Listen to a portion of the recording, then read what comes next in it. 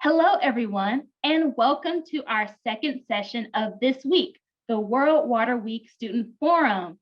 I am so excited to have you all here today to learn about water scarcity and what it means to us on a personal level and also on a global level. I want to kick off with our new guest, Mr. Jerry. Mr. Jerry, can you tell us a little bit about yourself and your career? Absolutely. Good morning or hello, everyone. I work for the city of Colorado Springs. I'm a stormwater specialist, and I get to work outside every day. I do a lot of classroom presentations talking about stormwater, what that is, and different pollutants that get into the water, and the effects that has on everyone in my community and all of the neighbors downstream, everywhere from the city of Colorado Springs all the way to the Gulf of Mexico. So I love what I do. I have a lot of fun doing that. And I love education, and I'm happy to share some information with you today about water scarcity and the water challenge. Awesome. For all of you guys who know where Colorado is located, put it in the chat. I'm curious if you know if it's on the East Coast, is it on the West Coast, is it in the South? So put your answers in the chat. So as you all are putting your responses in the chat, I want to ask my first question to our guests. So when it comes to water scarcity in your community, what causes water scarcity in Colorado? So what are some causes? So there's actually a few that I'd like to talk about. Colorado, if you put your answer into the chat, right, is located in the center of the United States. We are landlocked, and we are fortunate to have a very beautiful state that the Colorado Divide, or the Great Divide, flows through. So there's a big mountain range, and half of the state is full of trees and the mountains, the Colorado Rocky, or the Rocky Mountains, as we refer to that. And the other half are the plains, all the grasslands. It's a very diverse landscape. Part of the issues that we see is that a majority of the population lives on the eastern slope, right, on the eastern side of that mountain range. But most of the water is on the western slope, not where the people are at. So there's an interesting problem there, or a concern of how we get our water. So one of the first issues we talk about with scarcity is just the quantity of water. Where do we get our water from, right? And a lot of that deals with the droughts. A drought is when there isn't a lot of water. So we do see droughts in Colorado. We are kind of plagued with both either having too much water during the flooding seasons, the monsoon types, where there's lots of rain or lots of snow, which we've experienced this week, some record snowfalls, and then the droughts where we lack moisture for, it could be weeks or months at a time. And so the droughts can cause some problems with our water supply. And the reason for that, and the reason I wanted to talk about the Continental Divide and that mountain range of how that separates where the water flows, is because our drinking water does not come from the lakes or the ponds that are in our city. It comes from hundreds of miles on the other side of those mountains on the Continental Divide. So we have to pump that water over and under the mountains to make our drinking water. And so the scarcity issues are not necessarily the snow that we're seeing or the moisture above us, but what's happening hundreds of miles away. So that's really important in making sure that the quantity of water, how much there is, or the supply, reaches the cities. So droughts can make a huge impact on that. The other factors that we've seen in Colorado in the last, I would say, 5-6 years have been due to wildfires. We've had significant wildfires that have, in my region of Colorado Springs, which is kind of in the center of the state, that we've seen one large fire that was called the Waldo Canyon Fire, and that was right in my city, right along the front range of our mountain range. And that caused significant fires. It burned a good portion of that, and that jeopardized the houses, but also what they refer to as post-fire flooding. So after you have a wildfire and all the trees burn up, this is some really interesting science, is that we're used to having the land, right? And plants grow and trees grow. Well, when the fire comes along, it burns everything on the top. All the trees get burned. But it also affects the soil and what's beneath the soil. So here's a science term for you. The soil became as hard as plastic, or like the shingles on a roof, and that's called hydrophobic soil. What that literally means is hydro is the water and phobic is a fear. So literal translation is it's afraid of the water, right? So instead of the water penetrating the ground or infiltrating that, it now runs off. It doesn't soak in, it runs off. And that a massive amount of runoff is that post-fire flooding. And so what we've seen is a lot of contamination from that because all the burned needles or the burned trees and all the other stuff that's on the ground runs off really fast, more than it ever has in the past. And so a normal rainstorm that may produce, say, an inch of water, right? Not much, just kind of an afternoon shower, now equals a 10-year or 100-year flood event. It causes tremendous amounts of water. So I mentioned earlier, we go from the extremes of drought where there's no water or lots of water. It's all of that flash flooding that we see that now has all the pollutants in that water that are running off into our creeks, into our ditches, and flowing through the city. And that's what we call non-point source pollution. And I'll talk more about that later, but the fires are a huge concern for us and the post-flooding that happens and causes that.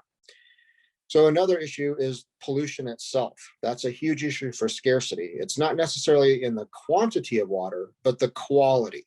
And those are always two factors. And I think in the past, many professionals and organizations either talked about one or the other. It was a quantity issue or a quality issue. And now we're really coming to terms with water being one water. It is a quantity issue and a quality issue. And so in pollution, there's two types that we focus on.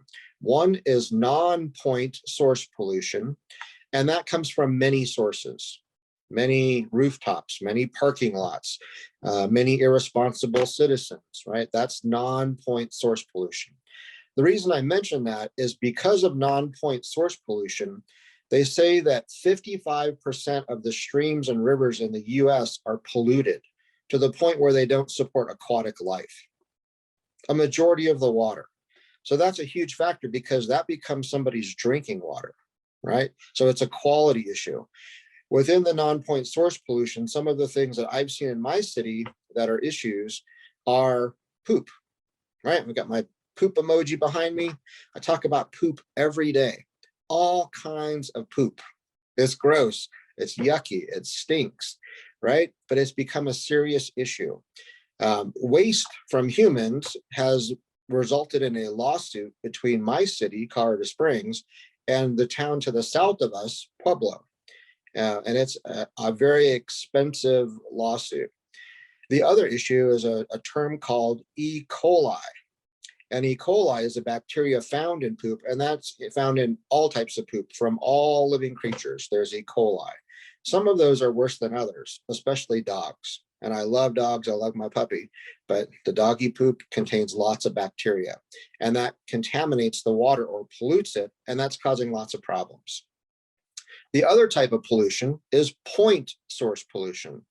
And point source pollution comes from one source. You can point right to one location or one place where that pollution came from, and that's point source pollution. And that, unfortunately, has happened in our community, in our neighborhoods, and I'll talk more about that as well with some of the military bases. Colorado Springs is home to many military bases, and one of those had an issue that has gained global attention and unfortunately polluted the water source, the drinking water supply for a few of our communities in this region. And so we'll talk more about that in the bullet points to come. Well, thank you so much. I never realized how water scarcity was such an issue in your area, especially if you've ever been to Colorado. The mountains are beautiful, especially in the wintertime where they're covered with snow. So, that's a great site for people to go hiking and skiing, but not to realize people and some things are affected. So that leads me to my next question. Who, or I'm going to say what, is affected by water scarcity in Colorado? So it might not just be people.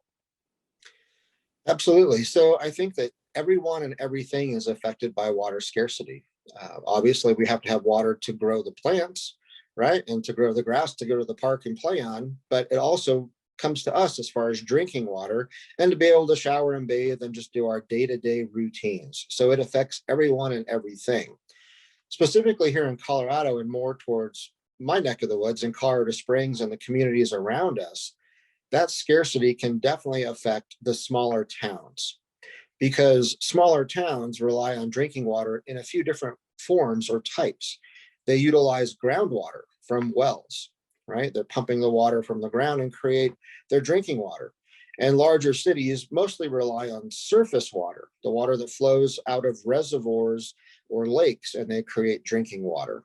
And in some cases, we use both. We blend those two to make just our drinking water whole. So when I mentioned small towns, that becomes an issue of scarcity because their water supply is predominantly from groundwater. So the fancy term we call that is source water protection. It's protecting the source of where your water comes from, right? And if it's all coming from the ground, it's really important that pollutants don't get into the ground. Well, unfortunately, that has happened here in Colorado Springs in the larger area with a town called Security, Widefield, and Fountain. And those three towns, their groundwater got polluted by some chemicals from a military base in Colorado Springs. So there was more or less a spill. The intention of the military base was to practice putting out fires. Like if a plane had crashed and caught on fire, how do they put it out? Well, you've got to practice doing firefighting stuff. And so they were doing that, and the chemicals they thought they got cleaned up, they didn't get all those cleaned up. And so as it rains in the rural areas of the county or in small towns, it also rains the same amount in big cities. But the runoff that I mentioned earlier, that stormwater runoff, takes those pollutants and it put them into the stream. And from the stream, it flows down south, right? It's working its way to the Gulf of Mexico, but it doesn't just stay on top of the land. It also mixes with the groundwater. When it gets into a creek, it interacts with the aquifers. And our area is very sandy. The dirt or the soil is very sandy. So water can penetrate that really easily. And as the groundwater rises, it can also come out of that very easily. So the alluvial aquifer that we're in allows that water to go up and down and through the sand and through the ground quite regularly as it flows south of us. So those chemicals, the stormwater runoff, is also doing that, right? And so I mentioned scarcity affects everyone because the grasses that are growing that feed the cows in the ranch lands south of us, well, that can potentially be polluted, or the fish that are in the creek, or the tadpoles and the frogs, right? That affects everyone. And that surface water, because it's mixing with the groundwater, does become part of their drinking water. And so that's caused some serious problems. So that's how it affects small towns, the quantity and quality of what they have. Through bigger cities like the city of Colorado Springs and Pueblo, that resulted in a lawsuit. So because we had the pollution issues to the extent we've had, where the human poop got into the creek because of all the flooding we had in our city, we didn't protect the infrastructure. And by infrastructure, I just mean like the pipes where all the water flows underground, right? It's contained. Sometimes those break. And unfortunately, if they're carrying poop, all the poop gets out and gets in the creek. And that's happened. So the city of Colorado Springs, were sued because of that, but then also because of all the other stuff that's in the water. And the number one pollutant in Colorado Springs is actually dirt.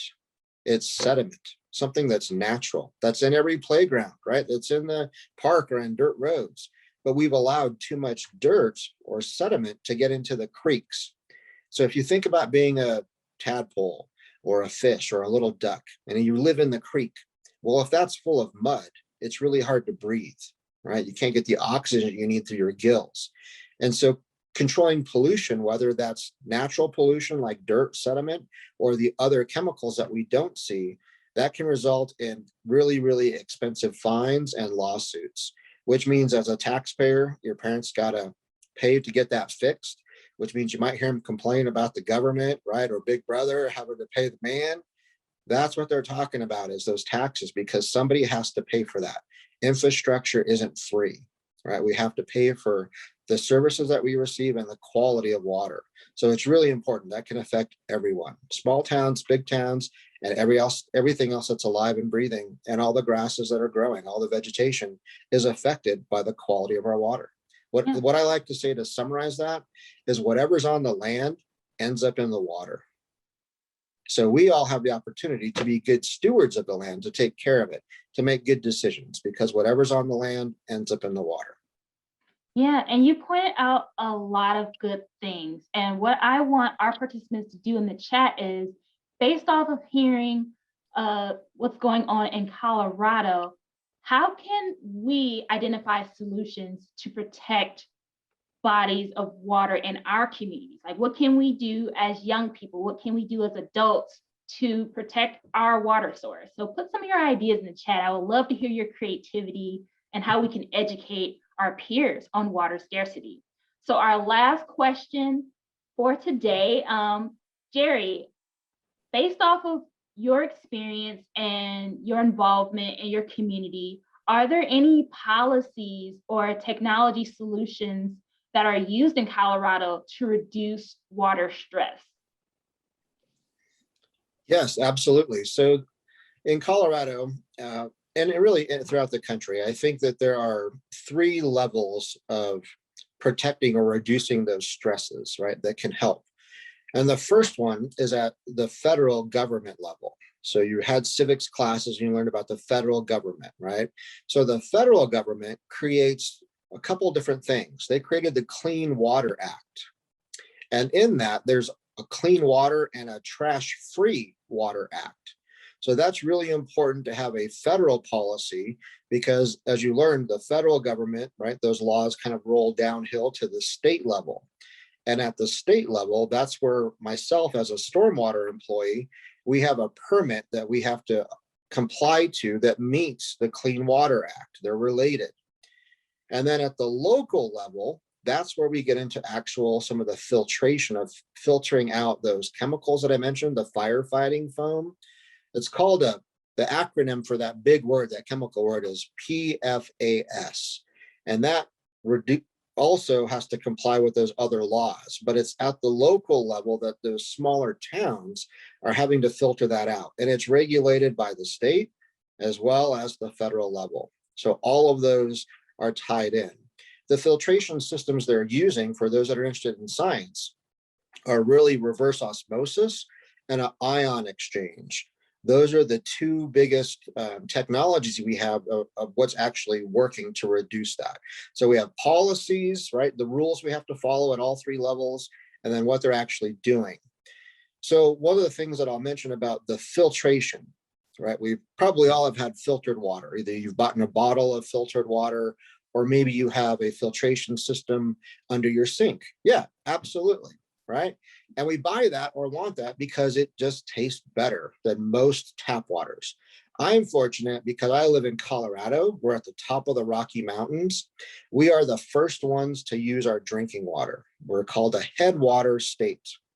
So a headwater state means we're at the very top, and we're the first ones to use that and drink it before it flows all the way to the Gulf of Mexico and gets treated or reused over and over and over again, right? Well, if you've had to replace the filter in your sink or your fridge, or maybe you have a fish tank and there's a filter in there. And that's really the best visual, is a fish tank that has a filter, because you can really see that get clogged up, right? What was once clean and pure slowly gets all grimy and full of sediment and moss and all kinds of yucky stuff. Well, when you take that out, you have to throw it away, right? You're replacing it with a new one that's clean and ready to go, but the old one gets discarded or thrown away.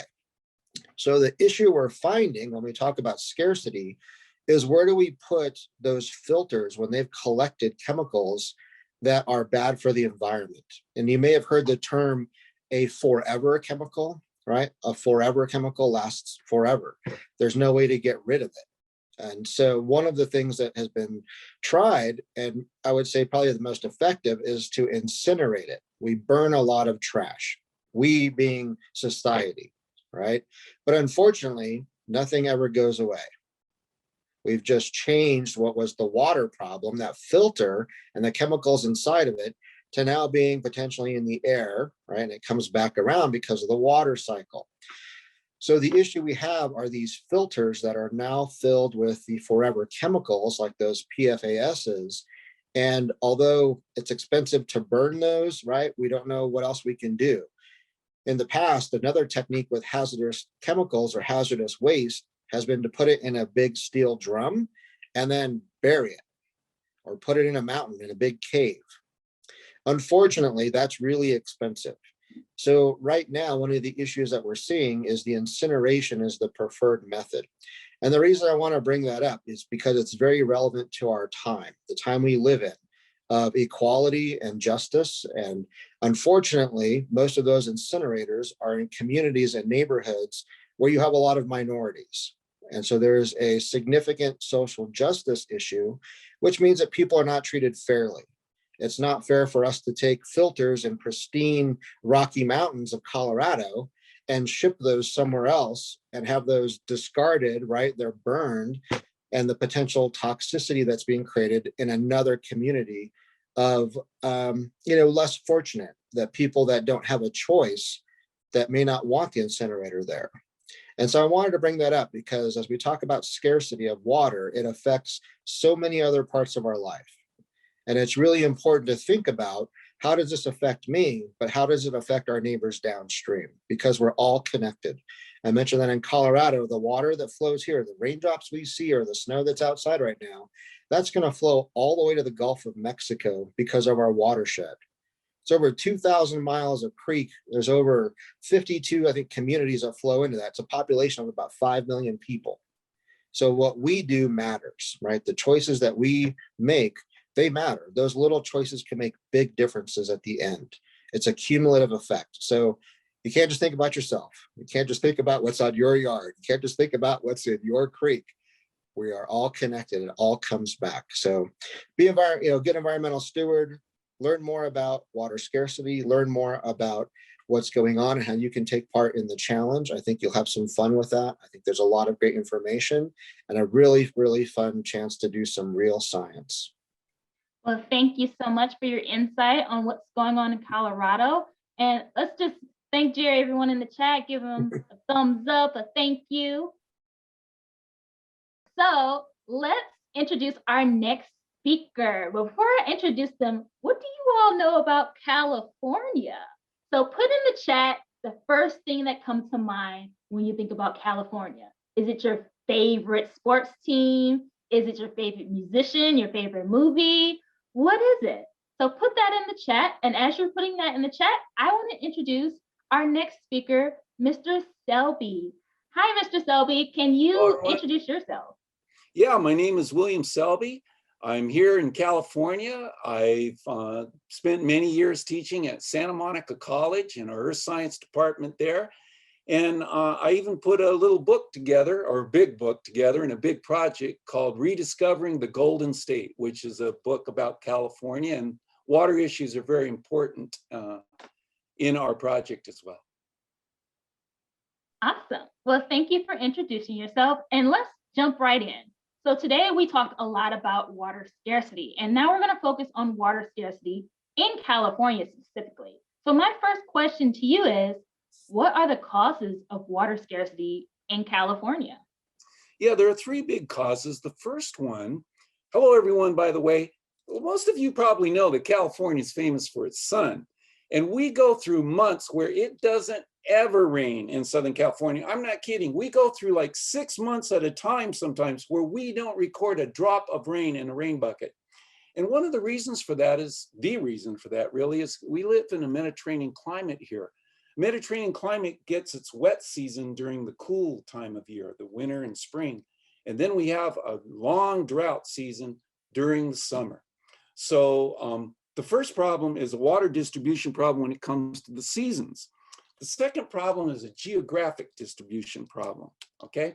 So that means that most of the water is falling in the precipitation, right, is falling in the north, and most of the people and the really thirsty farms are in the south.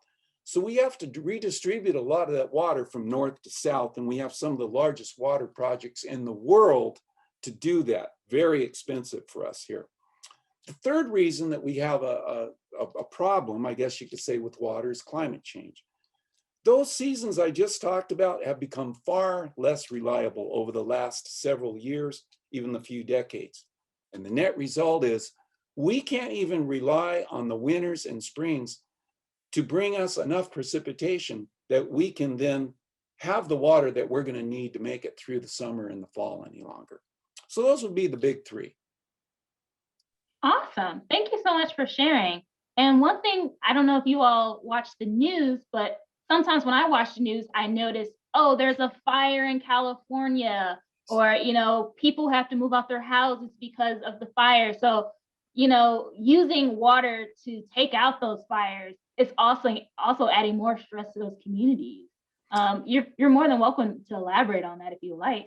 Sure. Okay. Well, the big issue here is it's kind of one of the effects of water scarcity in California that we don't have any control of.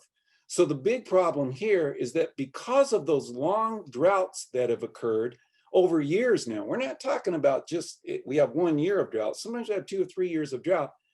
Our plant communities get all dried up, the soil's dried up. And when the wind season comes, we have a windy season too, of course, we have these terrible fires that we can't control. And so because there's a lot of reasons for these fires, don't get me wrong, but one of the big reasons is that climate change has changed our plant communities and put them under so much stress and dried them out to the point that they're just waiting for a fire to happen. And unfortunately, those fires are happening. Some of the greatest fires in the history of the United States have occurred right here in California in the last few years. And a lot of that has to do with our unreliable rainy seasons that are just devastating our plant communities. Yeah. And with that in mind, my next question is, who's affected by who or what is affected by water scarcity? Because it may not just be people. Right. So look, California has 40 million people in it now. It's the largest state in this country by far. There's nobody even close. Texas isn't even close, okay? We have the #1 agricultural state in the country by far. No one's even close. And so when you ask who is being affected by this water scarcity, it's everybody, all right? It's the cities, but it's particularly the farmers. The farmers use over 80% of the water in this state, and we ship food all over the world, all over the United States and all over the world. The #1 agricultural state in this country by far. And so when we have a water shortage, we run out of water, the farmers run out of water. And that means less food being produced, less food getting out to the rest of the world, and those farmers go out of business. So that's 80% of all the water in California is used on the farms. The second problem we have is in landscaping. The second largest use of water in the state is in our urban and suburban areas on landscaping. And so we're working on that in that we're encouraging folks successfully to plant more native plants and more plants that are Mediterranean in nature so that we don't waste this water on our landscapes. And we're having a lot of success with that because our native landscapes are just as beautiful as any landscape in the world. Why aren't people using more of these native plants? And so this is saving us billions of dollars, by the way, in water distribution costs. And it's making life a lot easier here as well for a lot of folks. Definitely makes sense. And then my last question for you is, what are some policies or technology solutions that are implemented in your state to reduce water stress? Right. So I've already mentioned a couple of them. One of them is how we've built these large water projects with some of the largest dams and reservoirs. There are at least 3 reasons why we build reservoirs here, these big ones. #1, flood control. #2, water distribution so that we can hold the water during the winter and distribute it slowly during the summer. So we solve that seasonal problem with water. 3, hydroelectric power. We get a lot of hydroelectric power from our dams and reservoirs. And then 4, recreation. We use some of these reservoirs, in a state where we have a limited water for recreation. And by the way, there's another one here about habitat. We're providing habitat for a lot of plants or animals, for a lot of animals, particularly migrating animals like birds, that wouldn't otherwise have it because we've taken away those habitats by diverting water in the first place. So some of those reservoirs are providing habitat. So there's some examples of why we built those big water projects and how they're working for us, okay? I mentioned landscaping before, and I mentioned drip irrigation that and other water conservation measures that farmers are using. But you know, we're also recharging our aquifers. We get a lot of our water from the ground. And so when we're drilling these wells, you can't just keep drilling wells and pumping water out because the water tables drop pretty fast. So what we're trying to do is when streams and rivers flow out of the mountains is catch that water in catch basins, let it percolate or soak into the ground and recharge those aquifers. Other methods we're using are, for instance, tiered water bills. So that here in Santa Monica, for instance, in the LA area, if you use a certain amount of water, you get charged for that by the gallon. If you use more than that in a household, you're going to get charged twice as much per gallon. If you go beyond another tier, you're going to get charged even more per gallon. So that encourages people to conserve water as well. And one of the other things I would like to mention, and it's being used in small, in just a few areas around the world, is salinization plants. This is very controversial because it's extremely expensive to take salt water from the ocean and produce fresh water for the cities or the farms or other communities. And it's also destructive to the marine environment. So we've got to make some choices here. Do we want to maybe get rid of our lawns that use all this water and plant natives that don't use so much water? Or would we rather just keep our lawns and destroy our marine resources? So, so those are the kinds of issues we deal with here on a daily basis. And can I just add one other thing about all of this? It's really Sure. the most important thing, I think.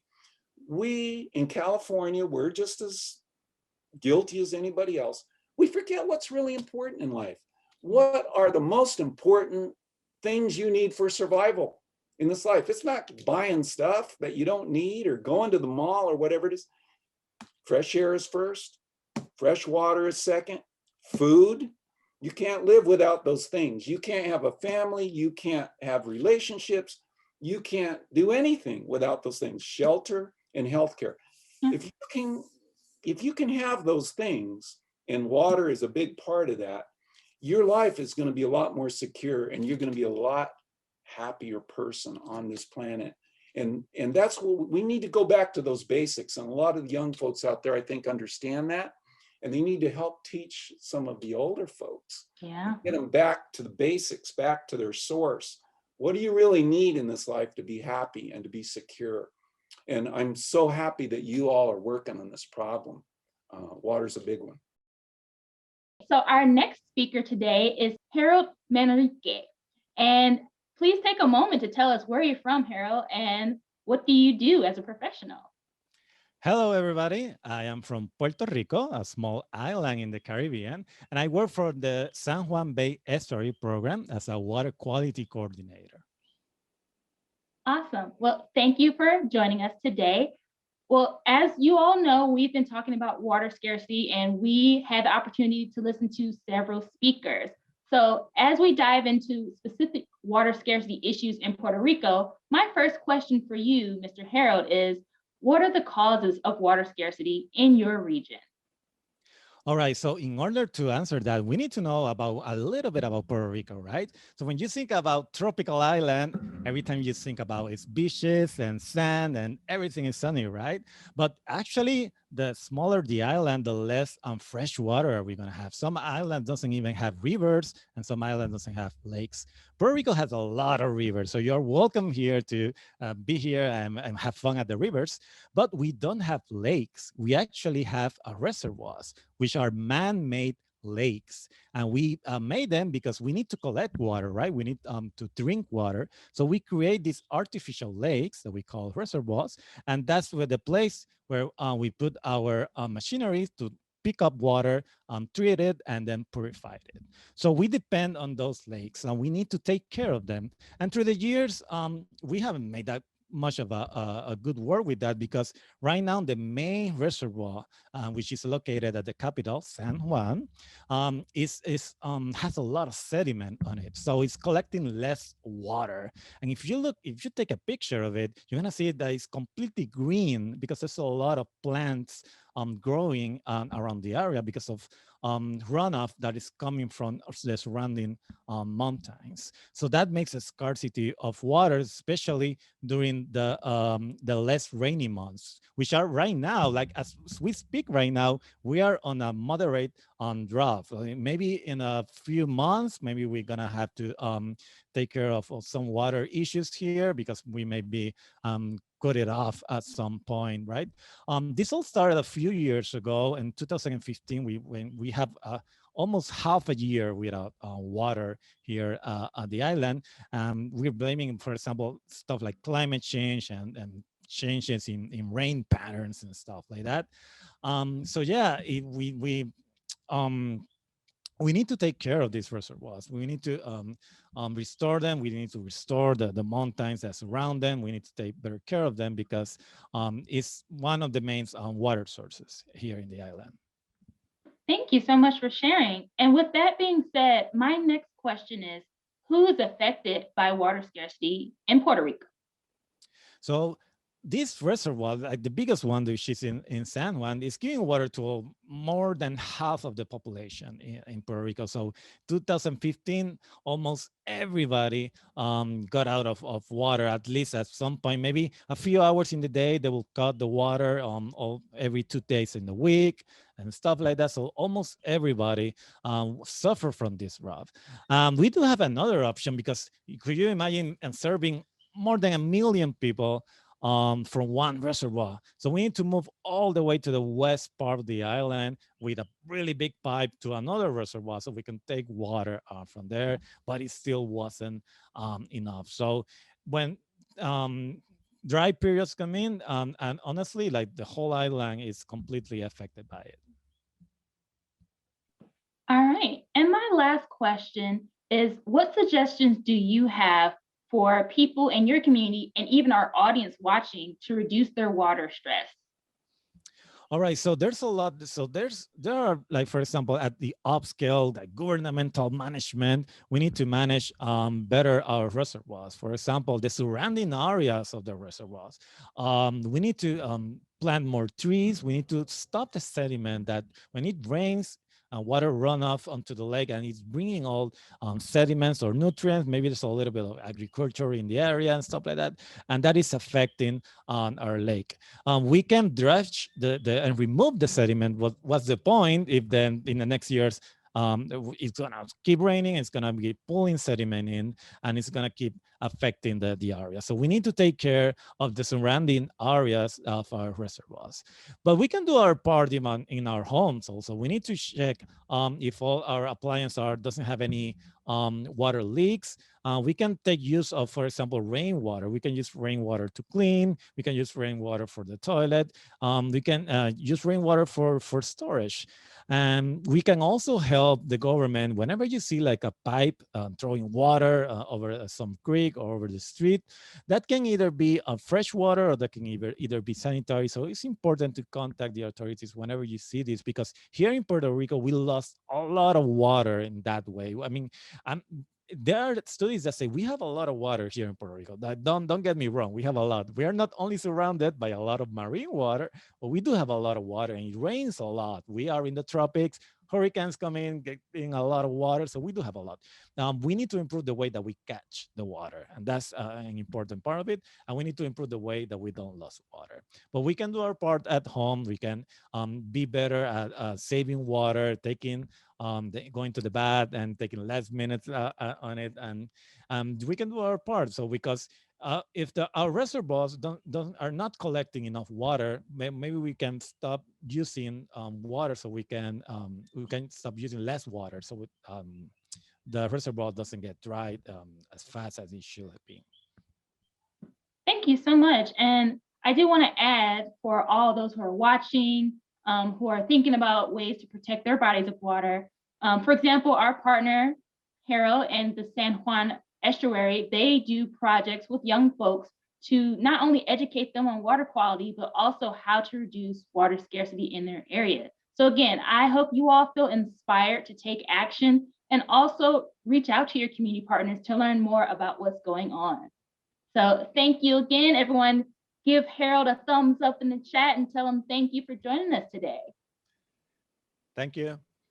I would like to take a moment and thank our sponsor, Xylem Watermark, for providing our guest speaker today, who I will introduce shortly, and also for sponsoring this event and supporting the EarthEcho Water Challenge program.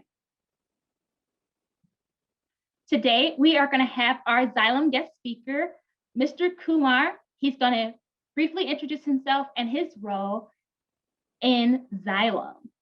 Good morning, good evening, and good afternoon. Yeah, my name is Lankesh Kumar. I'm the quality manager for Xylem UV plant located in Bangalore, India. I am working with Xylem for past 3.5 years, and I have a past experience of 14 years in the manufacturing sectors. I'll say a small bit about the what Xylem is. I'll introduce what the Xylem role. Xylem is a large American water technology provider in public utilities. We are the global water focused company. It's the largest company globally focused purely on water. We do what essential in water cycles, entire water cycle, that is extracting of water, transport of waters, delivery to where all even demand is inefficient and sustainable manner. This is about our Xylem water solutions. Awesome. Well, thank you so much for being here. And it is an honor to have someone such as yourself to share your experience in your country. So I want to start off with our first question, and that is, what are the causes of water scarcity in India? Yeah, it's my pleasure to say the water scarcity, what we are focusing on India. All of us know that India is not a water scarcity country, but we are the water stress country. That is been well summarized. That is, we have plenty of water resources, but the usage of the water in a proper way is very much less due to the educational gaps, due to less education gaps in children's and in the peoples. Like, we do have resources to cater over populations, both residentials, commercials, industrials, and in agriculture fields. Actually, the essence of global scarcity is the geographic and mismatch between the freshwater demand and the availability. The climate change plays an important role in the water scarcity. And the natural calamities such as droughts and floods.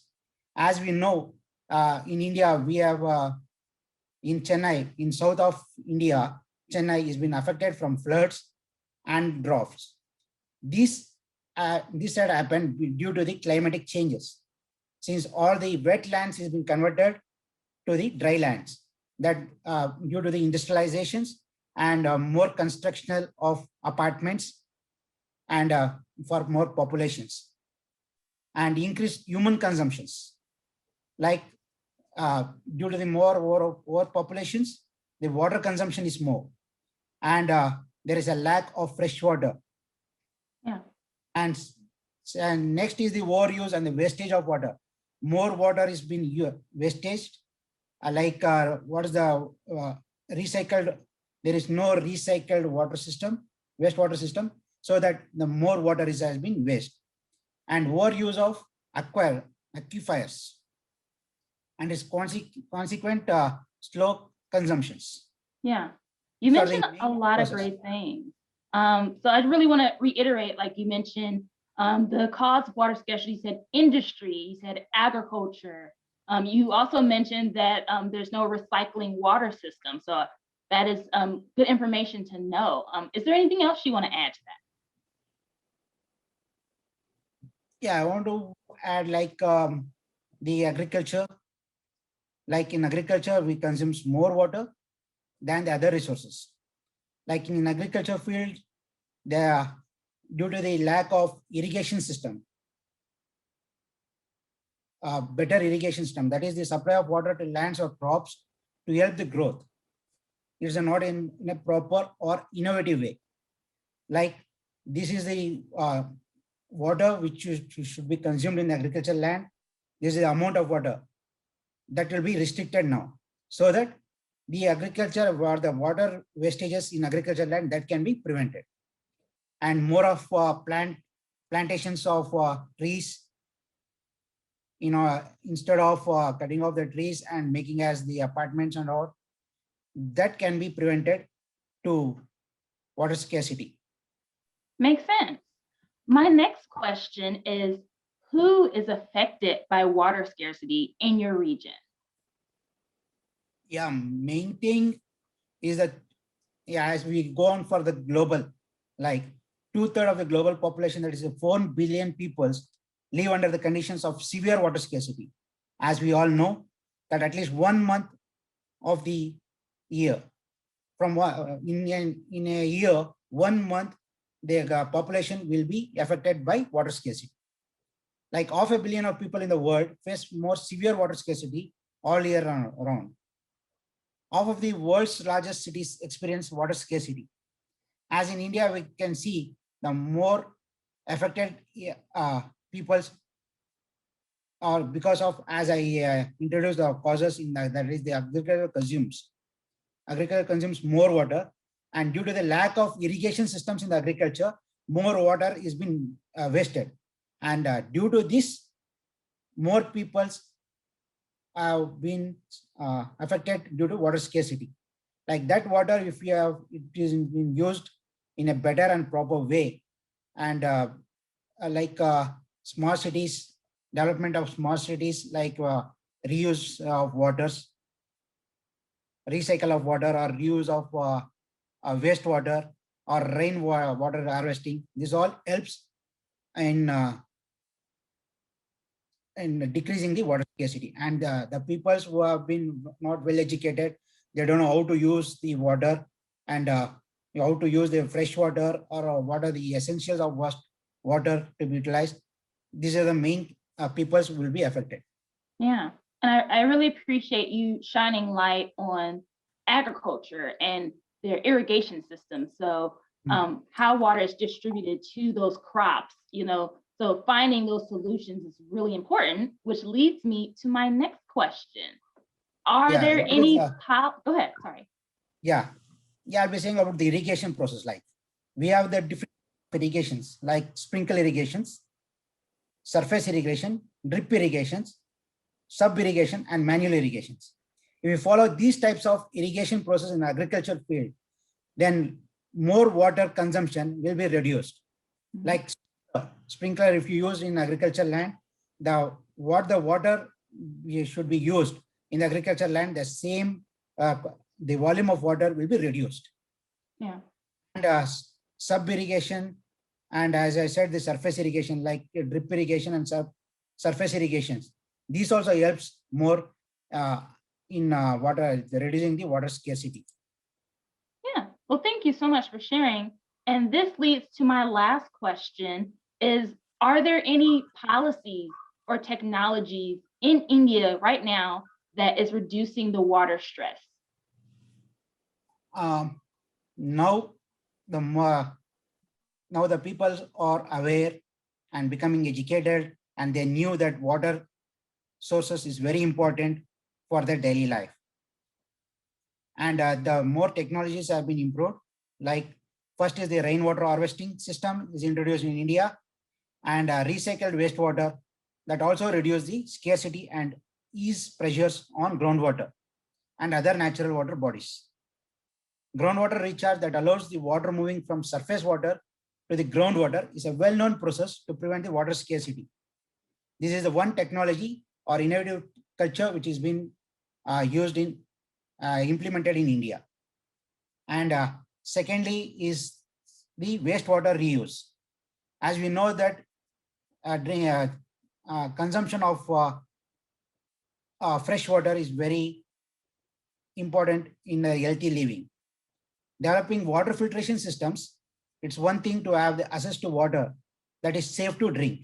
This is second innovative cultural policies, what we have been implemented in India. And thirdly is promoting water stewardships. And fourthly is the protecting wetlands. Protecting wetlands, as I said, that more and more plantations of trees and agricultural lands should be more, so that the climatic changes also should be controlled. And next is the improving irrigation efficiency. Like as I explained about what is the irrigation system, types of irrigation, all will comes into the picture. And lastly, it is increasing water storage in reservoirs. Yeah, so you definitely mentioned a lot of systems that are in place, and I really want to emphasize that these systems are, being developed kind of like how we think of smart technology. So if you have like a smartphone, smart TV, smart computer, like it's technology helping us rethink how we utilize water. So I really liked how you emphasize that for the young folks. So as we wrap up, I do want everyone in the audience to say thank you to Mr. Kumar in the chat for joining us. And again, I want to thank you personally for the time that you have given us today as well. It's my pleasure to have the opportunity to talk about water scarcity. And to conclude today's event, I just want to say thank you all for joining us and have a great day.